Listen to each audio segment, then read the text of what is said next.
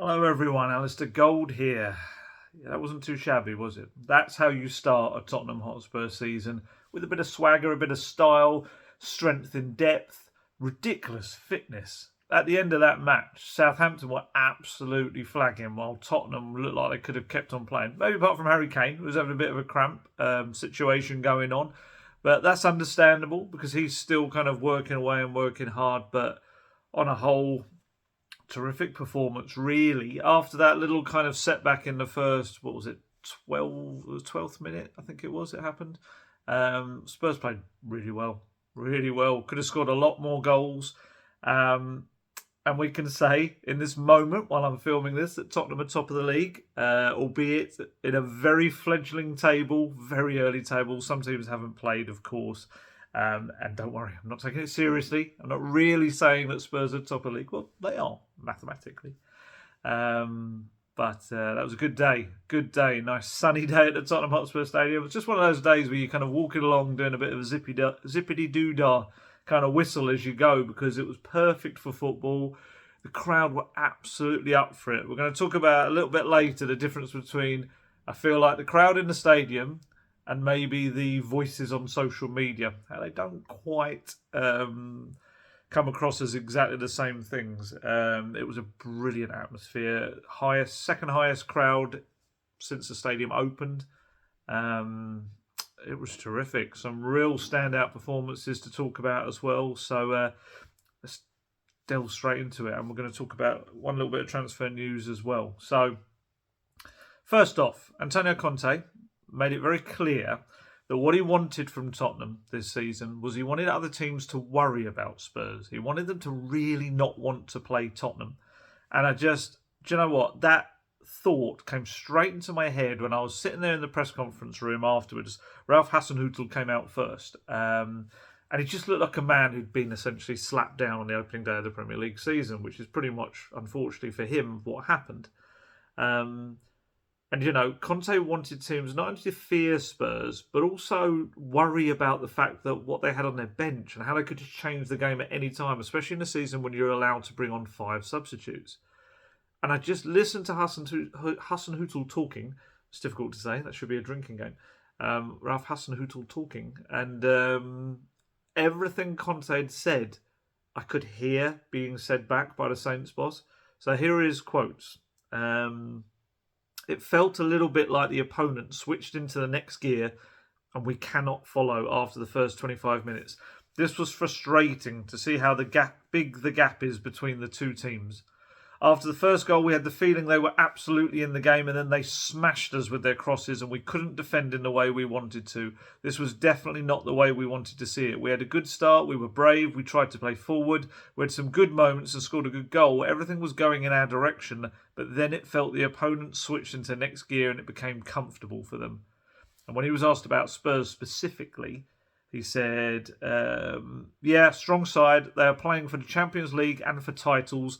You can see they have strength throughout the team, and still players like Richarlison, who's not played yet. There is quality everywhere. We could feel all the times the quality. We have some issues in the 1v1 defending. We had all our problems with this quality they have up front. You have to be clear. We play against maybe the best strikers in the world. And if you have moments where you have to defend 1 versus 1, it is tough. And there's nothing surprising for me. That says it all. Like I said, Conte wants that kind of reaction from teams, and that's exactly what he gets as well. That's what he got.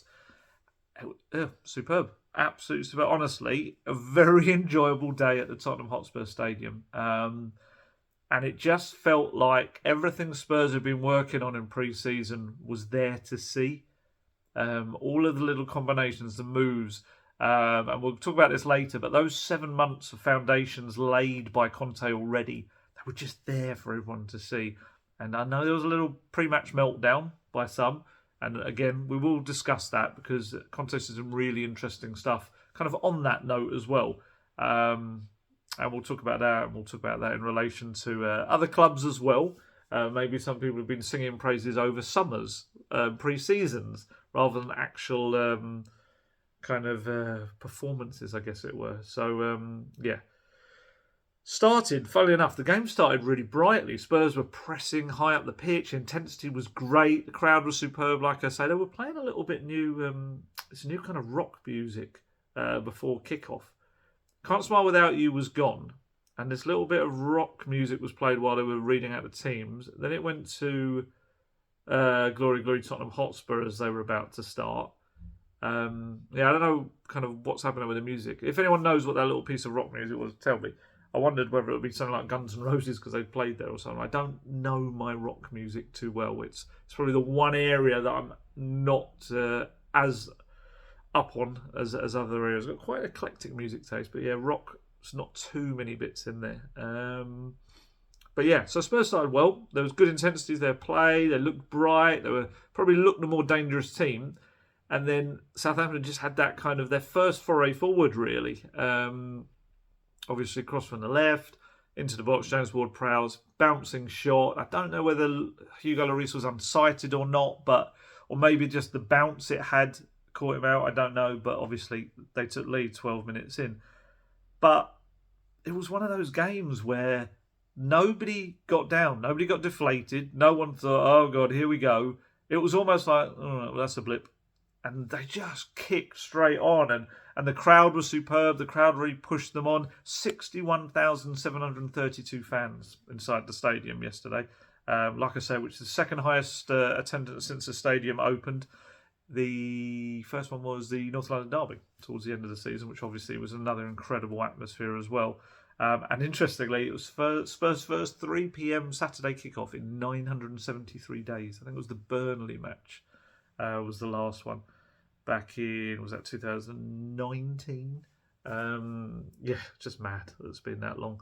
But it's just so exciting to watch Spurs. They're devastating when they play in the real Conte way. Conte's way is all about the width. It's all about getting forward very quickly and with devastating fashion. And let's be honest, when you've got a front three of Son Heung-min, Harry Kane and Dejan Kulusevski, you have got one of the best attacking tridents in Europe, let alone the Premier League. I'm going to talk about Kulusevski later because, oh my goodness, I am absolutely a member of, or if not, looking to push and be the president. I don't know if I can overthrow whoever the president is, but I want to start or take over the Dejan Kulusevski Appreciation Society because he is going to be a superstar, a world-class superstar. And I know I'm not alone in that feeling. But we'll have a proper chat about him in a little bit. But yeah, when you've got those 3 players, you just, they were just creating chances at will. So as I think it had 18 shots on goal yesterday. And, if it wasn't for the Southampton goalkeeper, it could have been, Gavin Bazunu. I think he was a new keeper. He came from City. If it wasn't for a few saves from him, either side of the break, he made a couple just before the break as well. And even Sonny had a terrific run that he made. He kind of shot the ball over. And yes, Harry Kane was in a better position. Harry Kane went mad at that. He was very annoyed. But I would say I felt with Sonny yesterday, I felt he didn't get many of the plaudits. And I actually gave him a slightly higher score. And I think I gave him an 8 in my player ratings. And some people go, he didn't deserve that. But you know what? If you watch it back, Sonny's movement was superb. He obviously got an assist for Eric Dyer's terrific flicked header. I think Dyer's first goal in 3 years. He also was involved with the bizarre own goal, which we'll talk about later. And just everything. His movement was so good, it was creating spaces for others to go into. And he could have had a few goals himself. He had some good chances. But I just feel that sometimes when we don't see an end result with Sonny in terms of a goal, we maybe don't acknowledge just how good his movement was. It was superb. Harry Kane was similar in the respect of his hold-up play was phenomenal at times yesterday. But obviously no assists or goals to show for it. But honestly, Kulusevski will get the headlines, and rightly so. But that front 3 is just ridiculous. And what's the beautiful thing about it is when the Conte way works and the wing-backs are flying forward as well, it becomes a front 5. We remember back in the Ozzy Ardiles days was it the famous 5? I can't remember what it was called back then. But these are actually a 5 with defensive responsibilities as well, the wing-backs. The wing-backs have got to be so super fit because they are defenders, but they are also meant to be auxiliary strikers really as well. Or wingers / strikers, because one of them has to be down the flank putting the ball in, And as we saw beautifully with Ryan Sessegnon, the other one has to work as a striker at the back post. It's such a difficult role, but when it works, you see afternoons like yesterday, where in the sunshine, Spurs just got better and better and better, and the crowd were just loving it. It was such a treat. Honestly, I was talking to people kind of on the trains and the platform at Northampton Park as we're coming back, and just the satisfaction with that performance. It was superb. Perfect way to start a season. And, of course, some people will say Southampton were poor. I think you have to give the credit to Spurs. I think Spurs looked ready. Everything that Conte's been doing this pre-season, deliberately picking teams with high intensity, we'll talk about this later as well. It's not about the results. It was all about the fitness, and it was about the level of teams that were playing, the intensity, the need to run, and to get that sharpness into their body. And that is why you got a performance like that yesterday. That was a performance born of those friendlies and the work on the training pitches. Superb. So here are Conte's words after his first answer in the presser.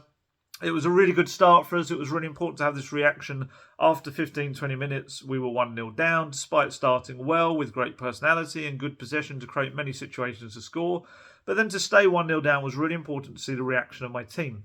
The reaction was really good because we kept calm. We continued to play in the way that we know. Sorry, I almost lost my place there. To believe in what we tried before in this week before playing Southampton. So talking about the work on the training pitches. We won 3 important points, but the most important thing was the way we got 3 points. With really good football, with the ball, without the ball, with important pressure. Also, the way we decided to win the ball after we lost it. It was another important aspect.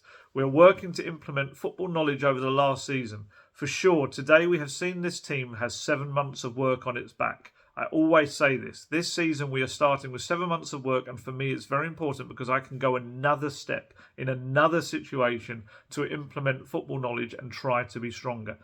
This is it. And it was a team. Look, we're going to talk about the starting lineup and some people's gripes with it. But I just think the key thing you saw yesterday was a team that is drilled now in the Conte way. And that is for me, that I'd find that more exciting than new signings. Because for me, a Conte team is a winning team. And you're only going to add to that with those new signings as well. The whole squad is just, honestly, looking at the bench, looking at the starting 11... compared to those final games of last season, it's just world away, absolutely world away. And how key, we've said this, I've said this numerous times in videos, how key having a Conte pre-season was going to be as well. So you've got all of those months since November on the training pitches and in the match situations, but also the pre-season to absolutely drill it in and finally get that fitness he requires. There was only one team able to carry that match yesterday in those final minutes. Spurs were just sort of breaking up the pitch as strongly as they were at the start. Spurs are going to probably be one of, if not the fittest team in the Premier League this season. And like I say, this is where that squad comes in, so he can rotate them so they're not burnt out by the amount of running they do. Ryan Sessegnon. Anyone that knows me, watches these videos, reads my stuff, knows I'm a big Ryan Sessegnon fan. I'm a big believer in what Sessegnon can do and what his potential is, and that I just see him as a young guy who's been very unlucky with hamstring injuries. And fingers crossed, we will now see him have a little bit of a run in his career, because that was the kind of game that we've all been waiting for. He's done we've had a few glimpses. Last season was good for him. He started to make a real breakthrough. But that looked like a player who has been working incredibly hard this summer, who has been working a lot physically on strengthening the muscles around those hamstrings. Of course, at any point, you can get a hamstring injury, which is always going to be the worry for him. But certainly Conte's staff have been working with him a lot on the fitness side of things and trying to just negate the possibility of that happening as much as possible. It's not only strengthening the hamstring muscles, but also strengthening the muscles around them so that his body doesn't have to rely on those muscles, I guess. And I think Conte said something last season that was quite interesting. Almost that, because Cess had been bulking up, we could all see that. But it was almost a case of he'd become, I think he used the expression, sometimes you can become too strong for your body. And I think that was maybe what was happening. It was maybe overcompensating and over-strengthening the rest of his body, which was putting more pressure on those hamstrings. So, yeah, yes, they were sweet. And he was confident. He was driving forward. But do you know what? The moment he scored, he did this little run towards the crowd down on the, northwest corner. And he just roared. Absolutely roared this kind of noise which you could hear from the press box, and it was just one of utter relief. It was lovely. It was such a nice moment. And do you know what I think it stems from was the fact that we'd said this the moment it happened in the press box. We were all like, "Oh, Sess," because about 3, 4, maybe 5 minutes before, Bentancur had cut in and made a really good cross to the back post, which for some reason Sess didn't gamble on, and I think it was Walker Peters at the back. He kind of fluffed it, and there was a real chance for Sessegnon to get in there, and if he'd attacked it, that probably would have been his first goal. And you just saw him put his head in his hands. He looked annoyed at himself, and we now know that the bench was a little bit annoyed as well at that. So just to see him a few moments later, watching Kulusevski cutting inside and knowing, right, we know the quality that Swede has got. Let's get in there. Let's make sure that doesn't happen again. And he did. He flung himself at it. It was a terrific, powerful header. Keeper had no chance. It's one of those where I think if you ultra slowed it down, you could maybe say, oh, keeper should have got it. No, he couldn't. The power on that header was superb. It almost went through him. It was brilliant. And I think that's his first Premier League goal for Spurs as well. And it was just terrific. And he actually said to Sky afterwards, Sessegnon, if I hadn't scored that, he would have killed me, to be honest. Talking about Conte. There was a moment a couple of minutes earlier when I arrived too late, and I knew I couldn't arrive too late the next time Dejan did it. And yeah, Conte had noticed. He said to us, it was one of those where it was half joking, but you could tell. Well, I think it was a little bit serious there as well.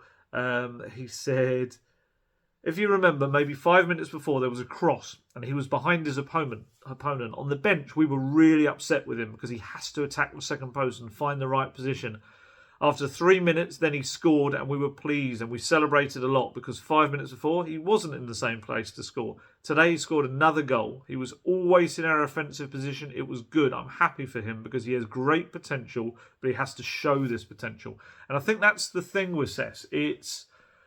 He has to always drive forward. That's his biggest strength. It's not only his energy and his stamina, but his ability to take the game to opponents. Because, he started off as a winger as well. And that first season at Fulham, the real breakthrough season when he was 16, 17, scored 16 goals, I think, that season. He absolutely knows how to finish. He knows how to get past his man and get to the touchline. And that's when he's at his best. And I just feel that when he was having those hamstring problems, he lost a bit of his confidence. He lost that belief in himself. And I saw other people losing that belief. People saying he was injury prone and that, sell him, he's not going to be good enough. But it is so much of a game for someone like Ryan Sessegnon. It is about confidence. He's a young man. He's only turned 22 not too long ago. But yesterday was completely him switched on and knowing his place in this Conte system. Because the Conte system fits Sess like a glove. It really does. We've spoken about Spence and how it can on the right eventually for him. But with Sess on the left, it's perfect because he is a winger who can also be a left back. So it is the best of both worlds for him. And I think from everything I understand about Conte really sees that as well. He thinks he could be, I think he said it before when I've asked him about it. He said he can be a top player in the Premier League because his system will get the very best out of him. And yeah, yesterday, what did he do? He had a moment just after half-time, literally within a minute of the second half starting. He ran through and did a lovely calm finish into the bottom right corner, but unfortunately he was flagged offside. He had a couple of really good crosses into the box. There was one really dangerous one in the first half that went right along the 6-yard box and no one gambled on it. And then he had another moment where I think it was Kulusevski put him through on the left. And it was only a really good Carl Walker-Peters block at the last second that stopped him getting another shot that maybe would have been a goal. Terrific game. Really, really good from him.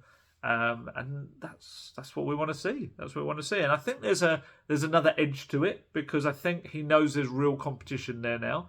He, towards the end of last season, had kind of become the guaranteed starter really on the left, injuries aside. Reguilon obviously had slipped behind in the pecking order. But now he knows there's a lot of competition there, and more to come. And yeah, I think it's really interesting. Even Perisic stuff, the man, the arrival of him, it's like a double-edged sword for Sessegnon, because on one side, I understand he's working really closely with Sess. He's really trying to impart all of his knowledge to him, give him lots of tips and pointers. Sess has even admitted that. And he's really helping him out on kind of what to do with the ball, where to be, where to position himself, what to do during games, and also just impart really the wisdom of having been a Conte wing-back and how you meet the demands of one of the most demanding managers in the game in a very specific position in his system. And that's terrific. That's brilliant. And we've actually seen Jed Spence admitted the other day that he's actually doing that with him as well. And honestly, I've said this before, but that's just an incredible part of bringing Perisic in and what you're going to get from him. But the flip side to that is he is also a huge competitor and rival for that spot, because even Perisic is one of the best in the world in that Conte position. He's won Serie A with him, and last season, even without him, he continued and had a brilliant season. He's ultra fit as well. Obviously, he's at the moment his fitness isn't where it was because of that calf injury, but he's getting back to that. I keep hearing this, that behind the scenes, Perisic is a very intense character. You'll have heard me say this about Højbjerg as well. There's this side, people have spoken to him and they'll be like, whoa, he is properly intense when you speak to him, because everything in his mindset and body is very much geared towards is winning.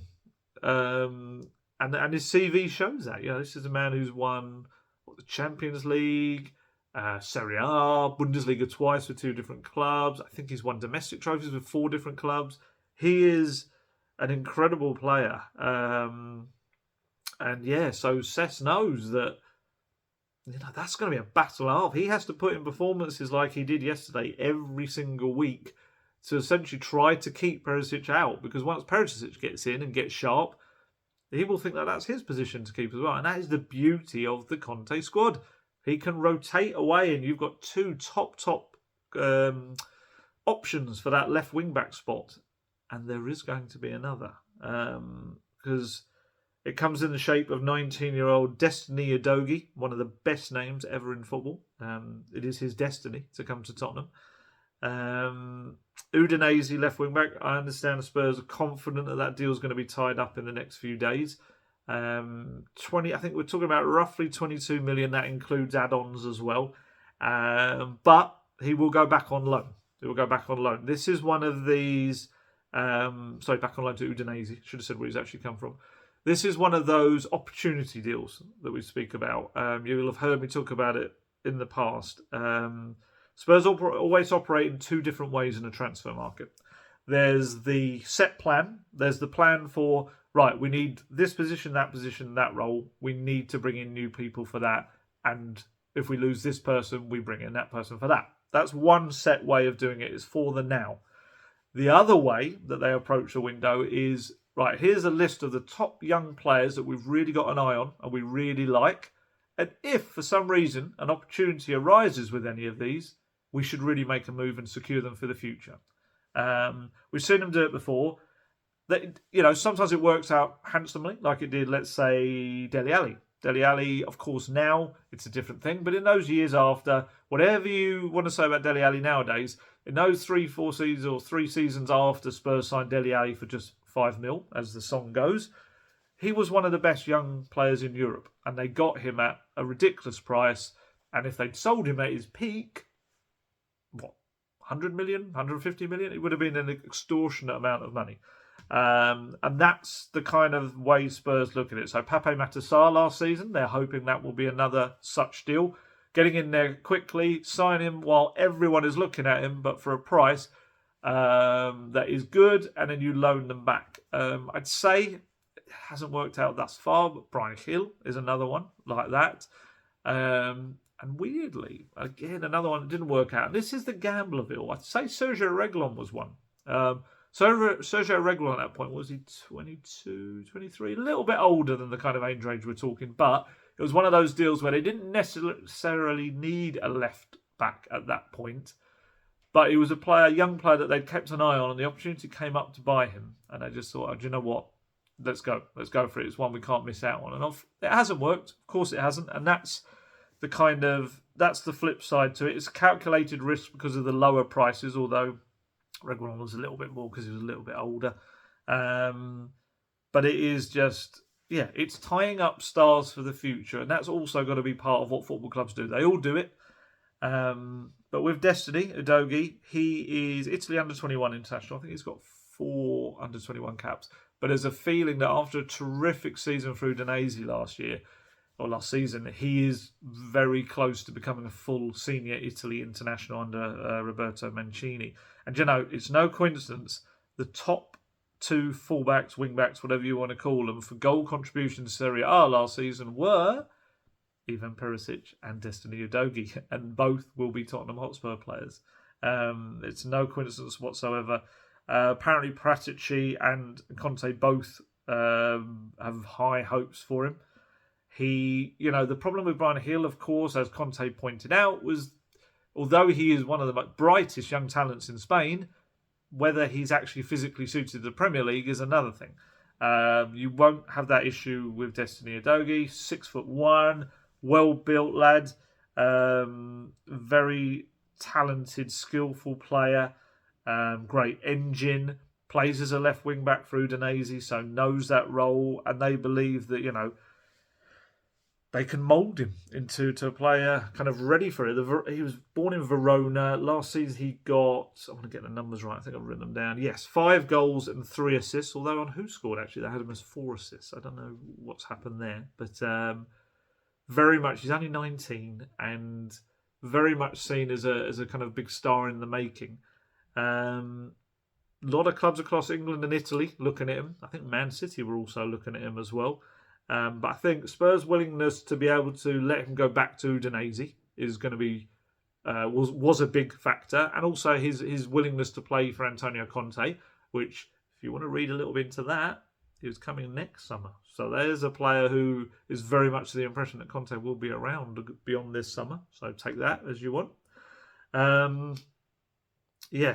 So I just realised in my head it'll be the 7th signing of this transfer window, which is just obscene. Plays with the number 13, I think, at Udinese, which is, I think we've always associated that with the backup keeper when it comes to English, the numerical system. Oh God, I sound like Conte there. The numerical aspect. Conte is in overdrive with his numerical aspect, physical aspect, tactical aspect. We're getting a lot of those in every presser. He was in a very good mood pre-match and actually post-match. Pre-match press conference ahead of the game, he did just over 40 minutes in total, including the broadcast section and the written section. And after the game, even though he had a flight to get, he was taking his wife, Elisabetta, and his daughter, Vittoria. They were all going back to Italy to spend today there. And he was like in a real rush, apparently. But then, let another journalist at the back of the room ask another question as we were all about to wrap up, which was good because we got more out of him. But very good mood at the moment, Conte. But back to Udogie. I'm probably killing the pronunciation of his name. It may be Udogie. It may be Udogie. I will ask those in Italy for that exact pronunciation, so I can probably continue to murder it for a long time to come. But yeah, he's going to be a top young player. I've seen some people saying, why are they kind of wasting money on another left back when they need someone for the now? It's not wasting money. And as always, I can only stress that when Spurs and most clubs do these deals, they will be in instalments. They will not be all up front. It is very much securing a very, very bright talent for the future. And you look at the situation at Tottenham in a year's time, and even Perisic will be 34 and a half. I think his birthday's in February, so he'll be 35 in the following February. Sess will be 23. he'll have had another season as a Premier League left wing back under his belt as well. You probably look at it and see the young Italian Udogie as the post-Perisic signing. But with the fitness of Perisic, I wouldn't put it past him to, in the second year of his Spurs deal, still be ultra fit and at a very, very top level. I think certainly he did an interview with Sky ahead of yesterday's game where he said along the lines of he'd love to be able to be playing as long as Luka Modric is. He feels it is because of his fitness, perhaps. He hasn't, and obviously a touch of fortune as well, he hasn't really had any serious injuries in his career. He hasn't missed lots of football at all, despite being 33. So body-wise, he's probably a player whose body is maybe 5-6 years younger than it actually says on the sell-by date. Sell-by date? I don't know what sell-by date is. It's not like he's about to run out. But yeah, I think the situation will be really interesting, and I think it also just puts that little bit of pressure on both Perisic and Sessegnon to have this very talented young player just ready there for next season, and he'll have another big year at Udinese. Like I say, Spurs pushed to the top of the queue because of Conte and the willingness to loan him back, and I think that loan back will do him big favours as well. What I would say to him, which I'm really surprised that Pape Matar didn't do, please spend that year. If he's not already fluent in English, I don't know, to be fair, but if he's not, please learn English because it will massively help your adaptation. Whereas Pape Matar seems to have rocked up with not the best grasp of English. And I don't want to dig him out because he's a very young man. He's 19 years old and maybe he just had lots of other things on his mind.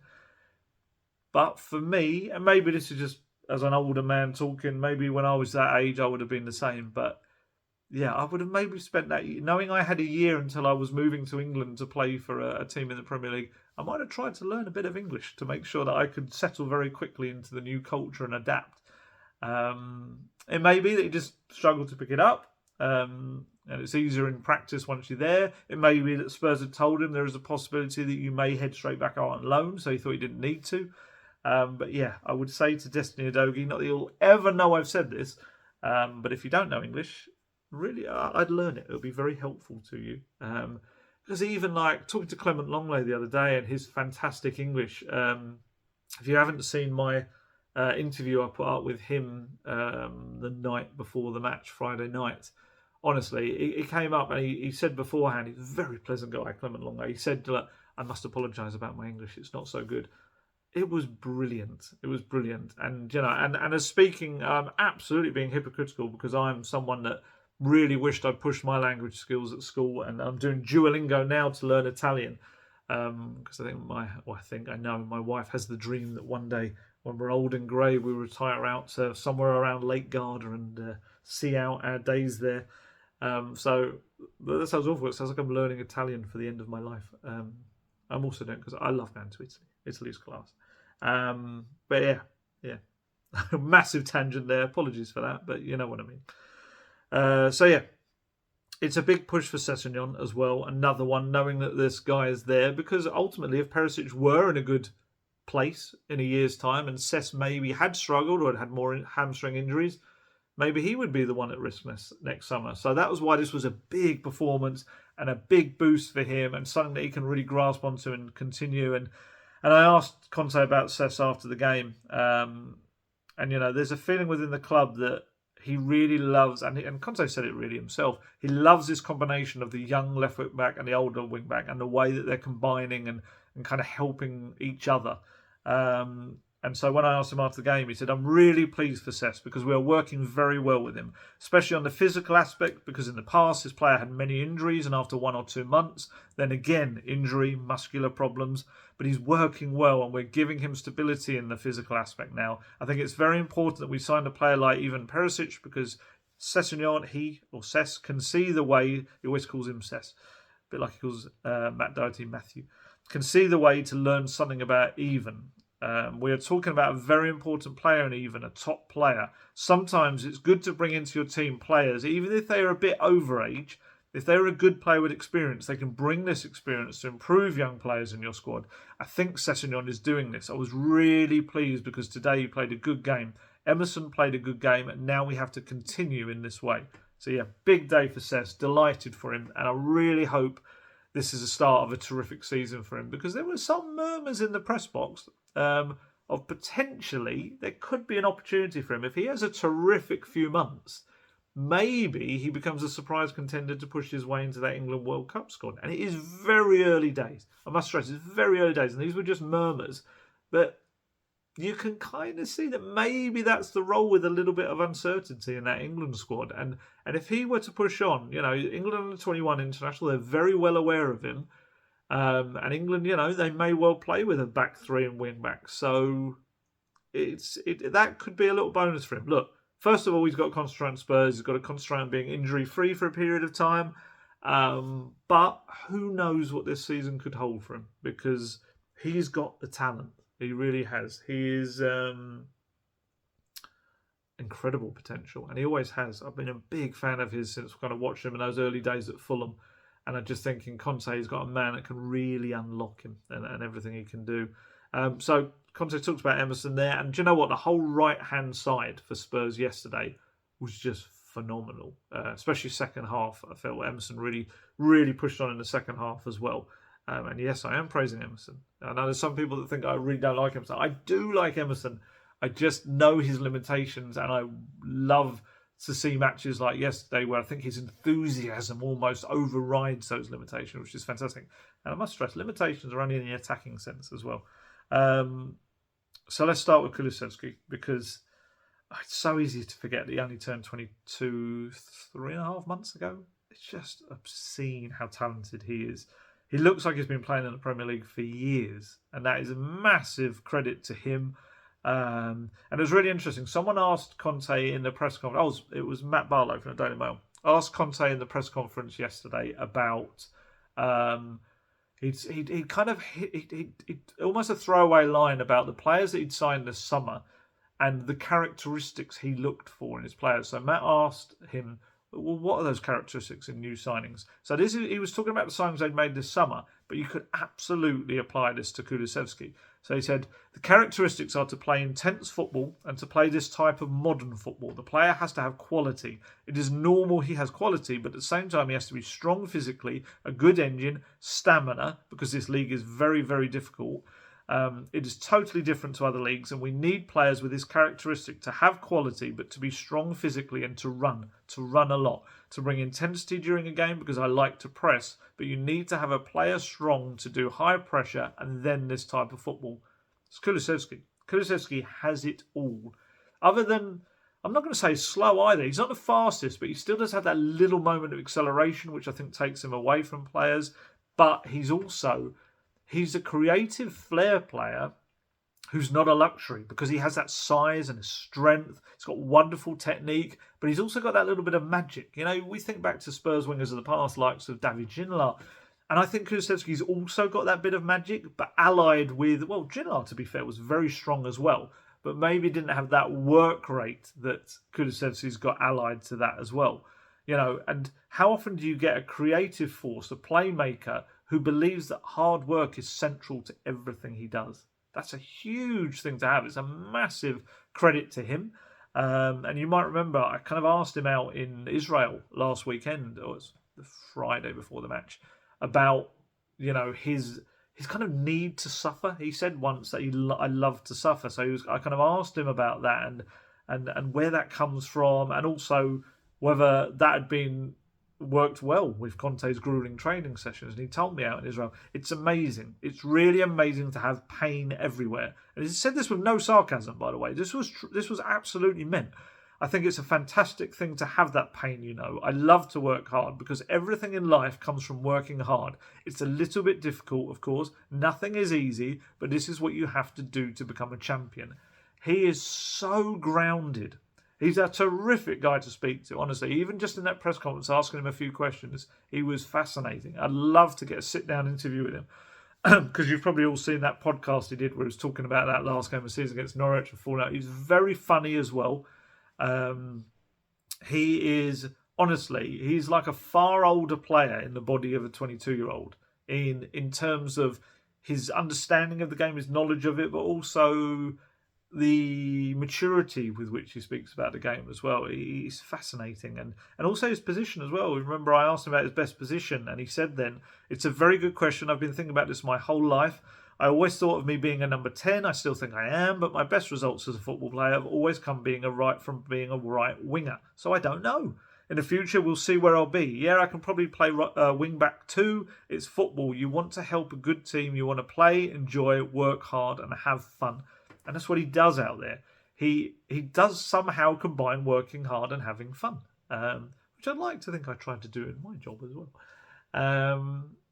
On paper, you'd kind of think he would be quite predictable because, yes, he's very two-footed, but he does have this preference of cutting inside onto his left. He does. It's not a that's not a criticism. It just is a natural part of his game that he likes to do, and that we were kind of talking about this in the press box. It's like, in essence, teams should be able to read that, should be able to stop it, but they can't. And the beauty of that, and that's real testament to Kulusevski, it's the timing of his movement when he decides to do that cut inside, the technique he uses, and that, like I said, a little burst of acceleration that takes him past a player.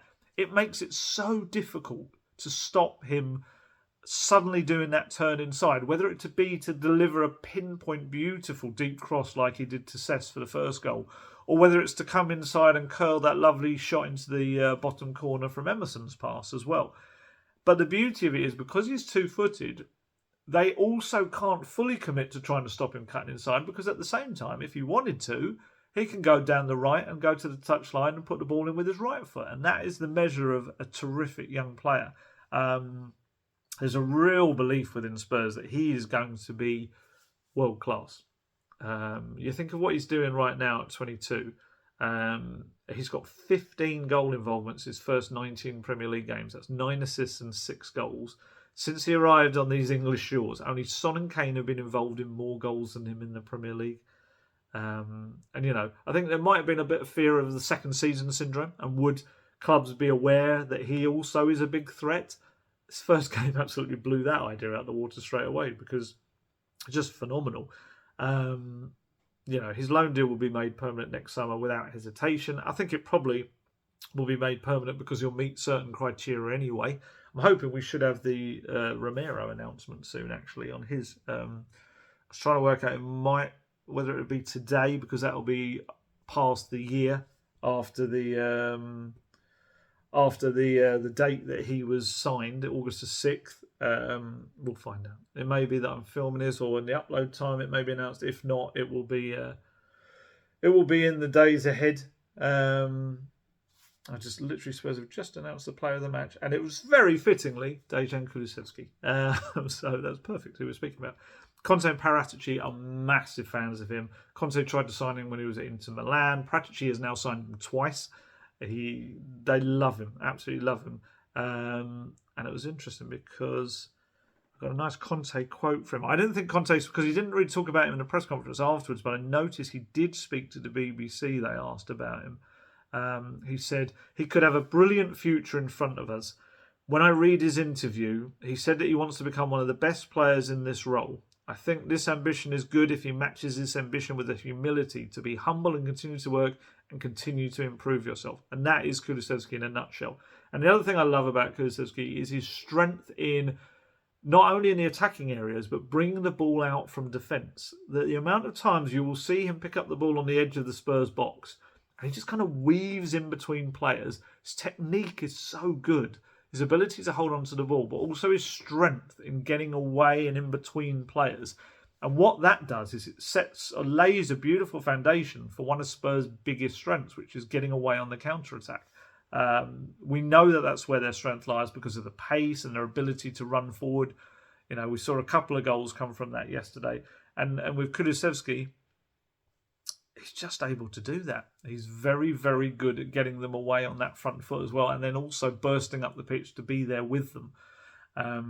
Dan Kilpatrick from the Evening Standard, as he was walking in, saw someone going into the ground with Kulusevski on the back of their shirt, which I've never seen before. Which it was definitely. I guess it was a fitting description for the performance yesterday, because it was a very sexy performance. It was superb.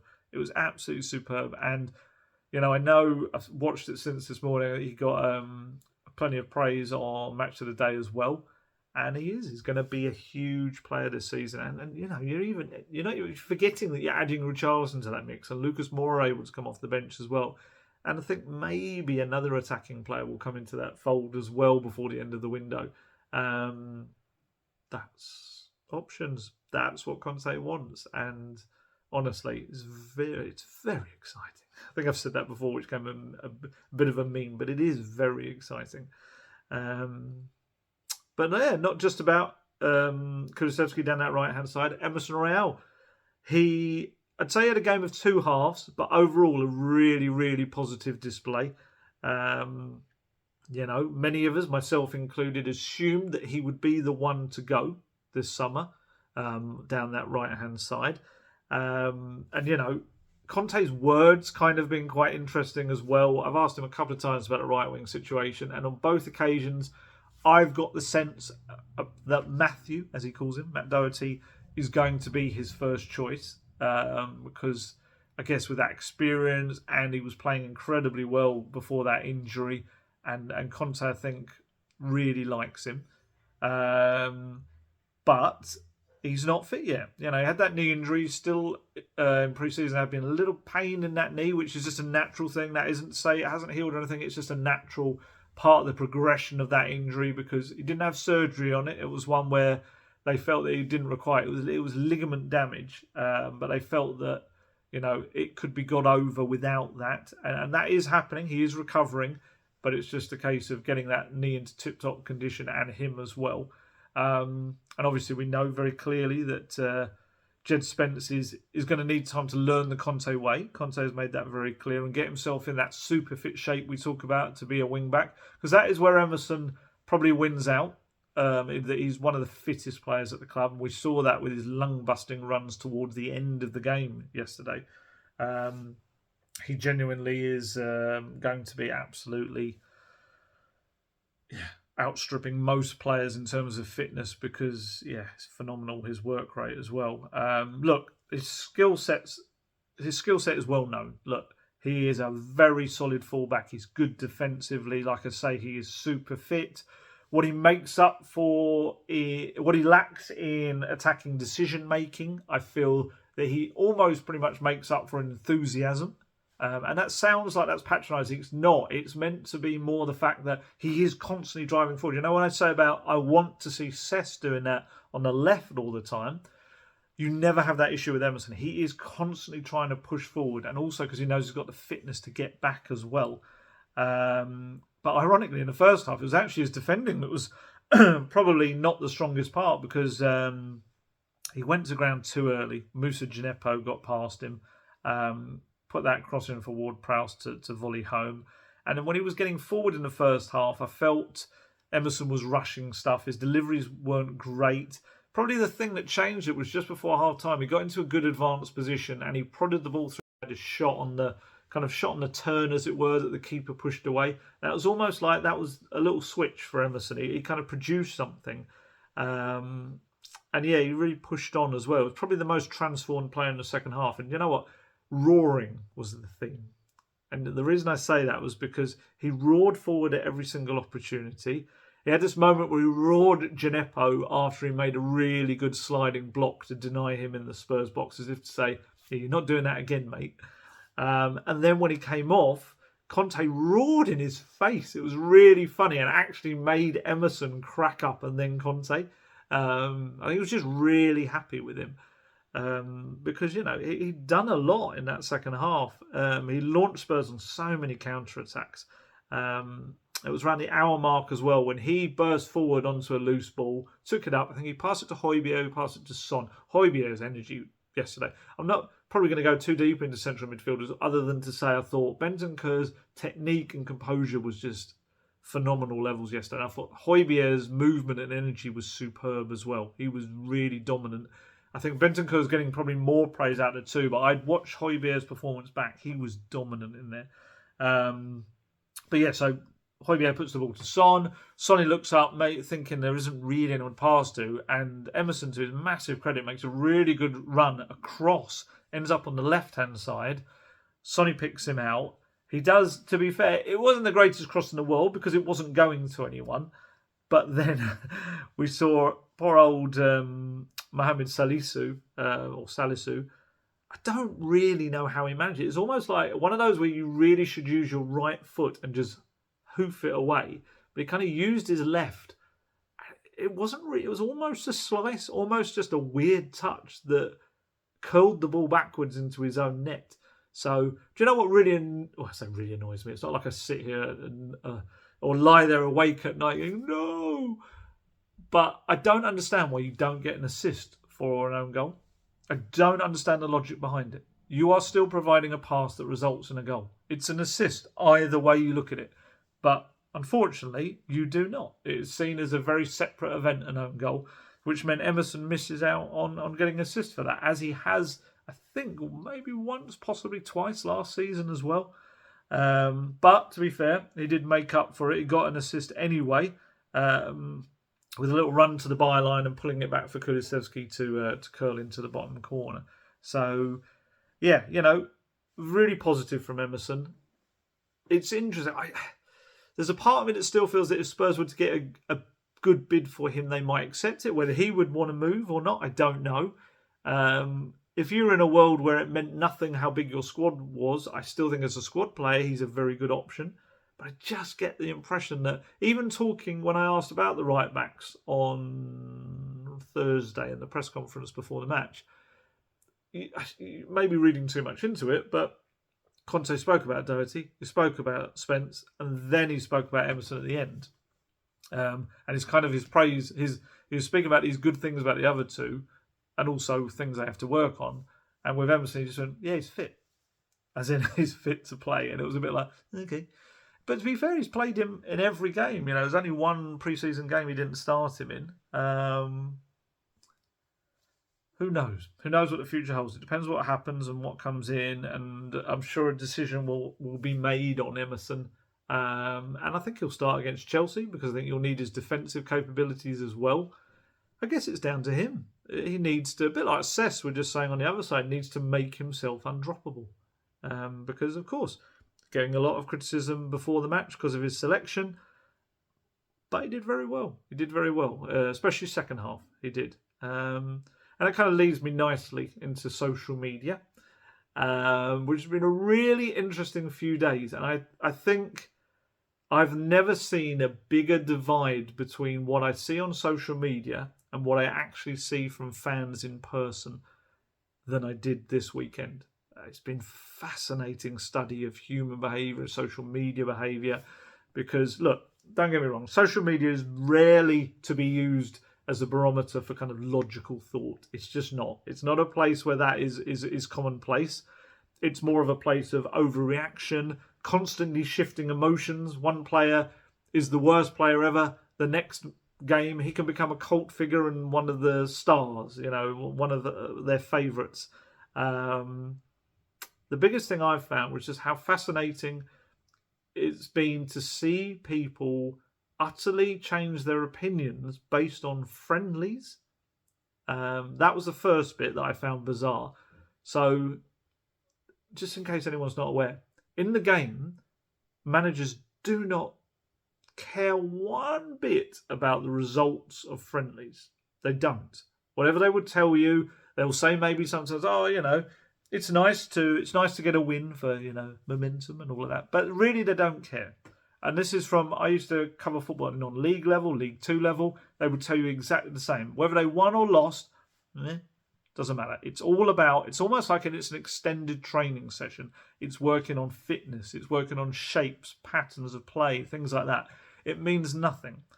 And I just kind of noticed that the incredible excitement and positivity about the season to come, after, the 1-0 scoreline against Roma, it was almost like there were a lot of people on social media just kind of slightly turned in the other way. There was some strange things I was reading on there. It was like, I'm not excited about the season anymore at all.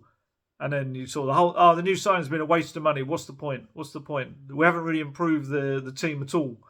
And essentially, I saw after that game, Spurs can't create a thing unless they sign a number 10. They need a number 10. And then add into that mix the fact that I kind of was saying, I knew a couple of days before the game the lineup was going to contain none of the new signings. And when that kind of notion started to get out there, it was like a meltdown, honestly. It's like doom. Was it Dad's Army, the guy that just kept saying, we're doomed? Honestly, some of the things I saw, even just before kickoff on social media, same old Tottenham, nothing ever changes. It's just, we're just going into another season of the same old Tottenham. It's just like, none of that above that I've just said really makes much sense. That's my kind of issue with it. All of the new signings were at various stages of fitness. They're all suspended in Richarlison's case. They were really unlikely to be in contention to start the match anyway. Not least because still got to be properly indoctrinated into the Conte ways and the patterns of play and all of that sort of stuff. And also, what's so bad about the team from last season starting? It finished fourth. It's not too shabby. It's a very good team. And yesterday's was the exact starting 11 that started against Norwich, apart from Christian Romero coming in for Davinson Sanchez. And they obliterated Southampton. They absolutely played them off the pitch.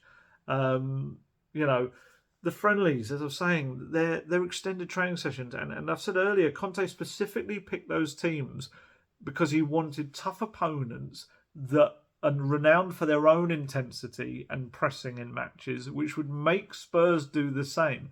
And the only reasons behind those friendlies, it wasn't to say, oh, Harry Kane, let's get you lots of goals or whatever, because Harry Kane scored lots of goals, but he didn't actually score yesterday. It doesn't really make any difference. What it was to get that fitness up so that you could see what was happening. Well, you could see it in that last half hour of that Spurs match. Southampton were on their feet, dead on their feet. Spurs were getting stronger and stronger and stronger as it went on. And that's what the friendly matches are about.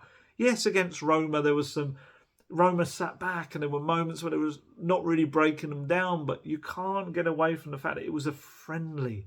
And that's why there's not that, as intense as you can get it and as much pressing as energy as you can get it, it's still not going to always have that competitive edge. There is no comparison between a friendly match and a Premier League match whatsoever. I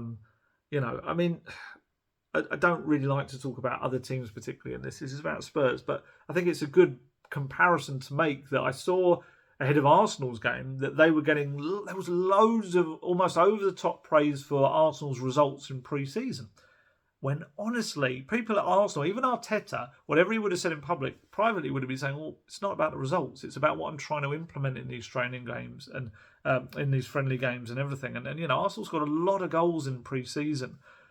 But you could only need to watch them on Friday night to see how different the game is. And, Arsenal won 2-0. They've got their platform. They will get better as well, I feel, as a team. But in terms of that match itself, Palace had a bit of a better, more kind of clinical strikers. Palace could have won that game. That could have gone in a very different direction. Palace, had a lot more of the possession. I think they had 57% of the possession, Palace did, on the day. Arsenal only had 2 shots on target in the match. I think they had the same stats as Palace, 10 shots, 2 on target. But yeah, and this is not to put down Arsenal, but it's to show the difference between what people take from a pre-season and what actually is then taken into a competitive game.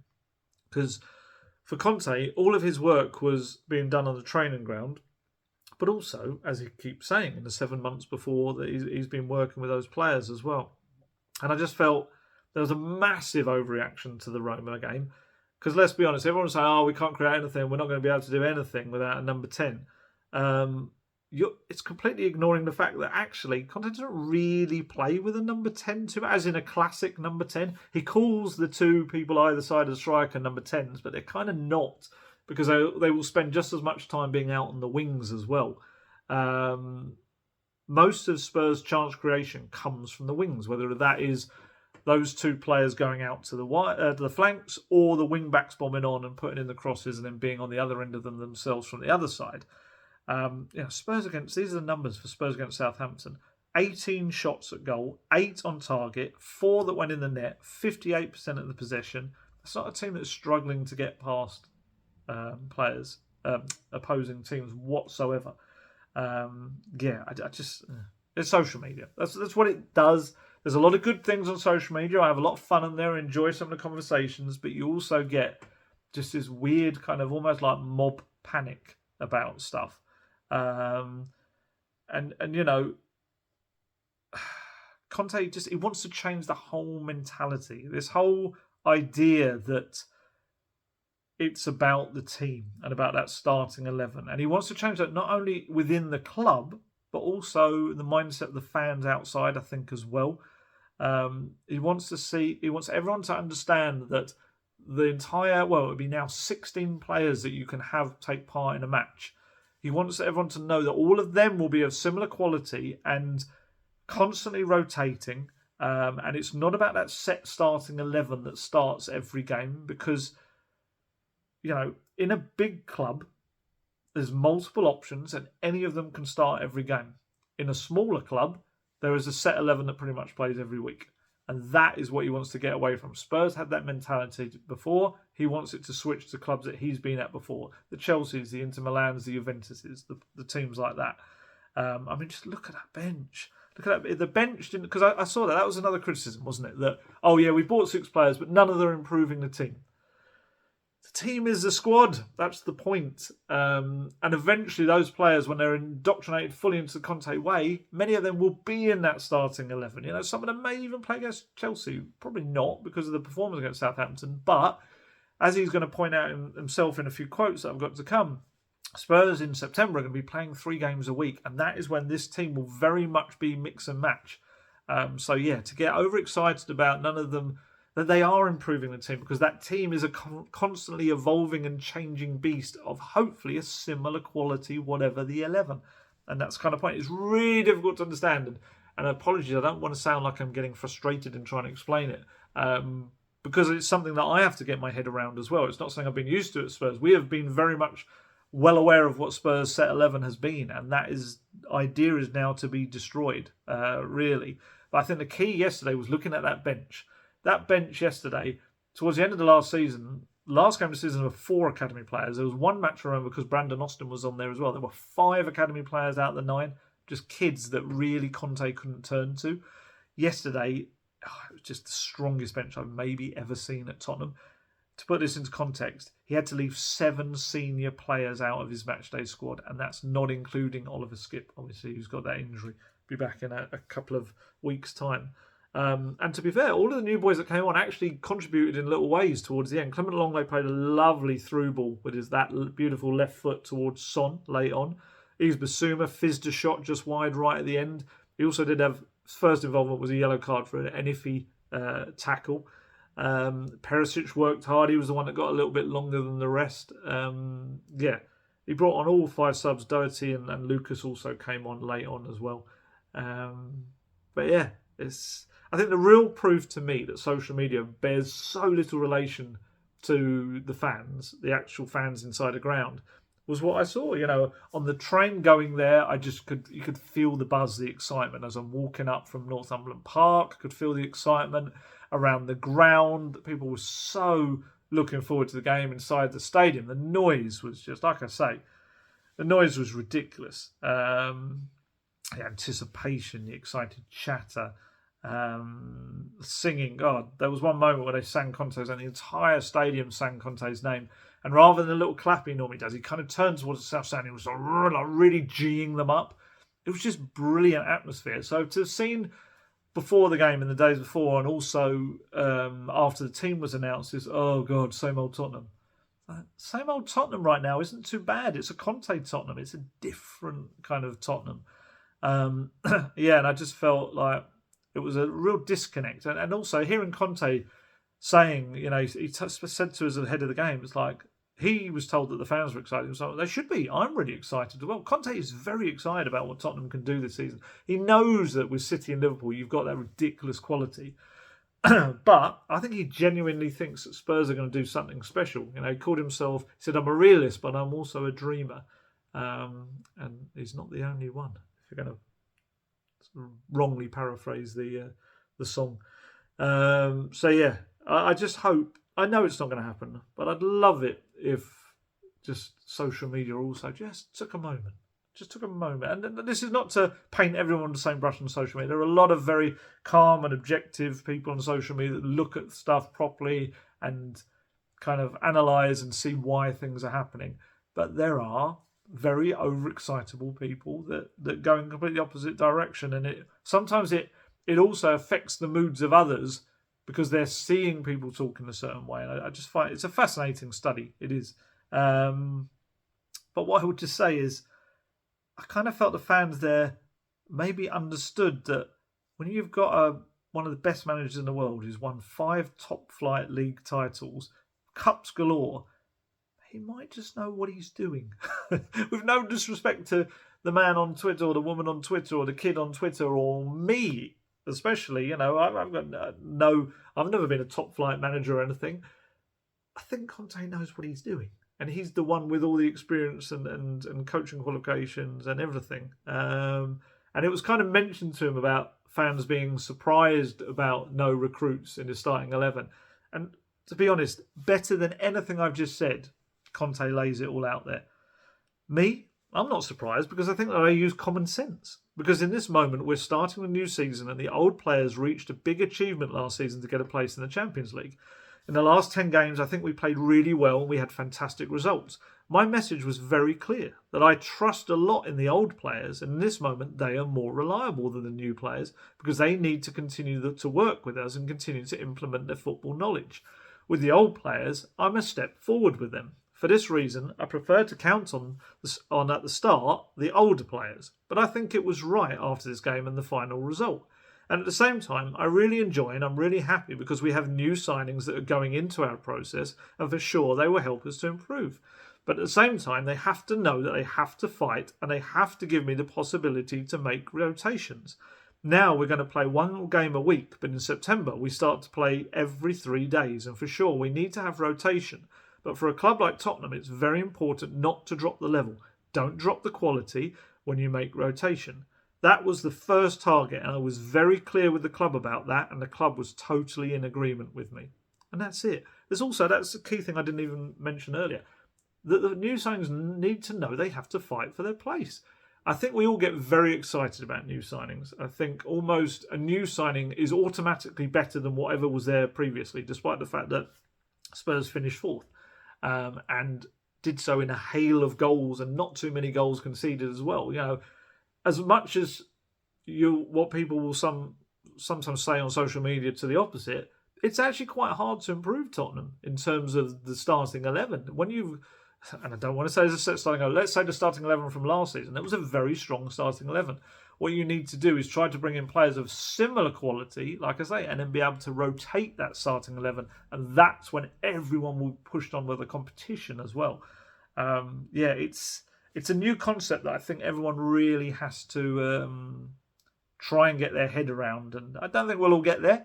But yeah, Conte is very much making the case that those other players, they very much know what he wants in every moment.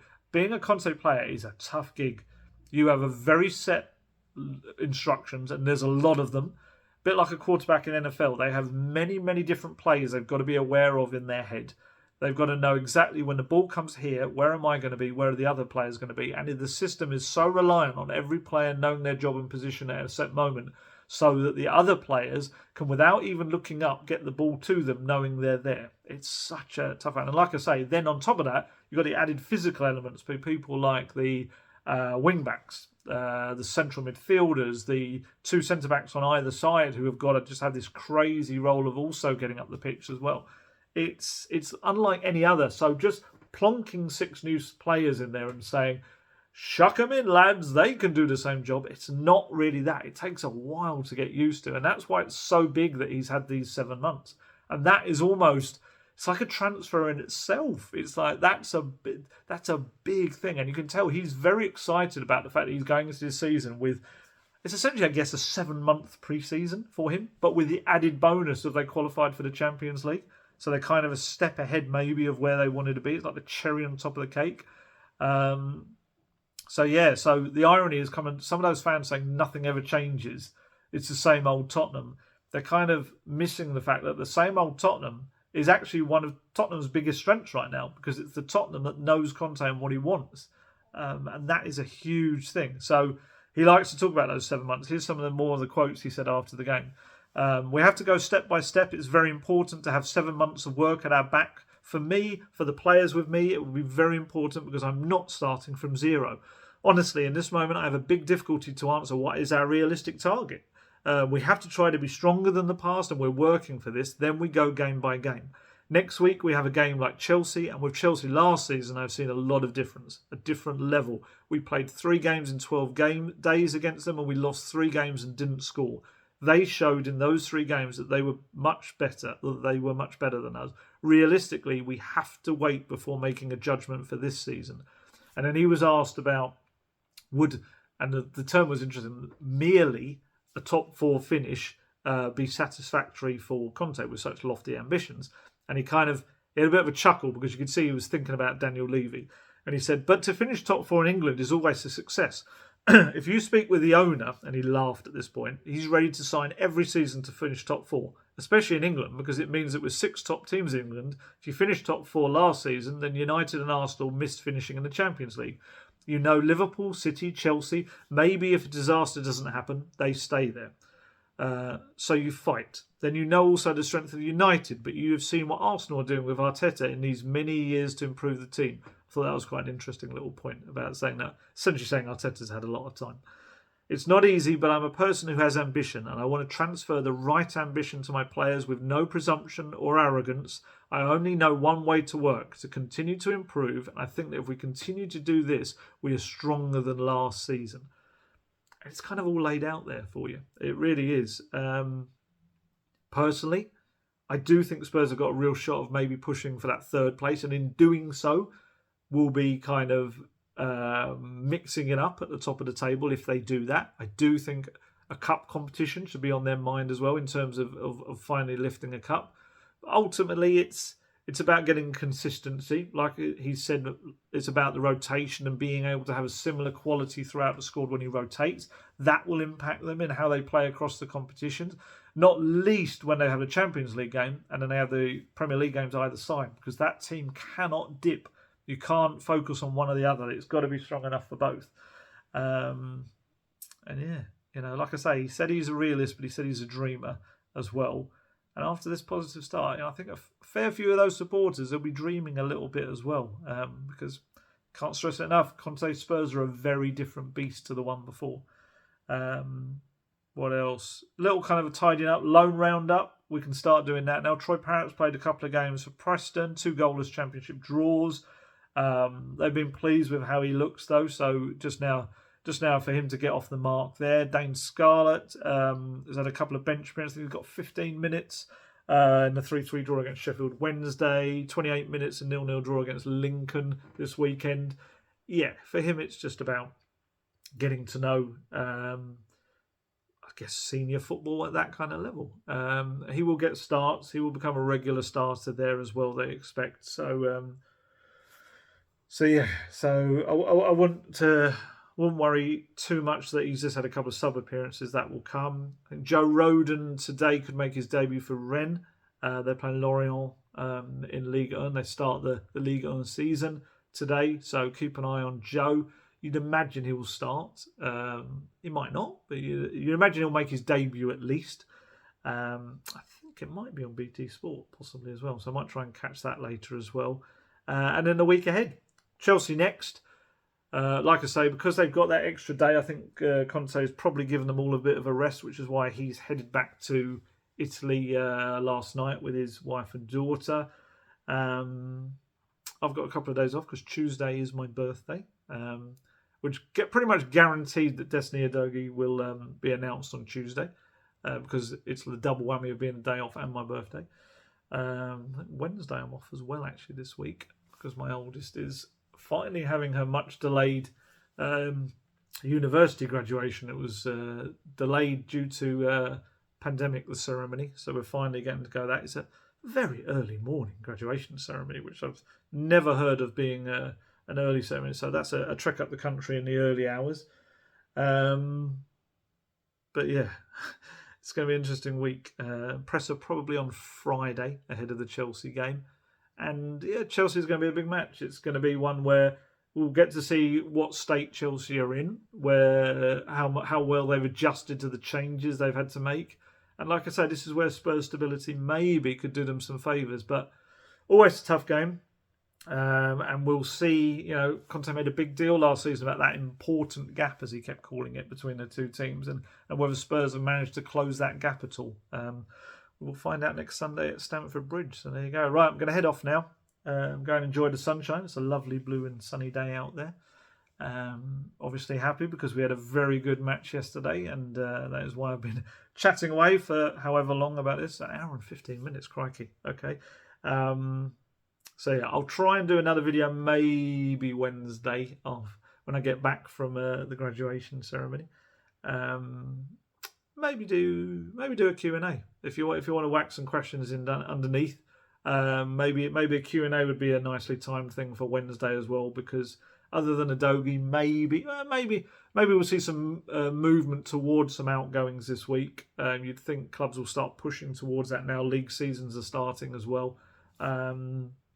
Certainly clubs are probably, a few of them are looking to get the best deal they can out of Spurs by leaving that a little bit later. But then also when the season starts, you start to get little injuries. You start to see where you're at as a team, what you really need, and maybe you need to move that a little bit quicker. So maybe this week we'll have more transfer talk as well. But yeah, whack your questions in underneath, and can have a chat about all that. Like I say, probably Wednesday will be the day, I think. And then obviously a video after the Chelsea game. So right, I'm going to head off now.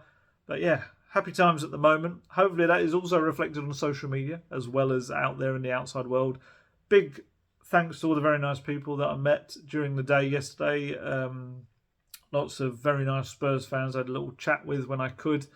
Yeah, good day. Good to be back. Good to have competitive football back. Feels like the last month I've been travelling all over the world, kind of watching friendly games and training sessions and stuff. And it's been fun. Lots of good interviews. Like I say, check out that Clement Longley one because he's really good about that. I think I surprised him by knowing that he rejected Tottenham last summer. So he gave a good answer to that as well. Surprised the press officer. I could see his face when I asked that. But yeah, keep an eye on that. And yeah, but just good to be back to Premier League football. Lovely to see the season started. But I'm probably going to need a break soon because... I kind of worked all the way through this summer. So yes, there is a holiday to come, and probably one that you'll probably be quite happy with because of the timing of it. But we'll say a little bit more on that when it gets nearer. So I'm going to head off now. As always, stay healthy, stay safe, look after yourselves, and I shall catch you later. Goodbye.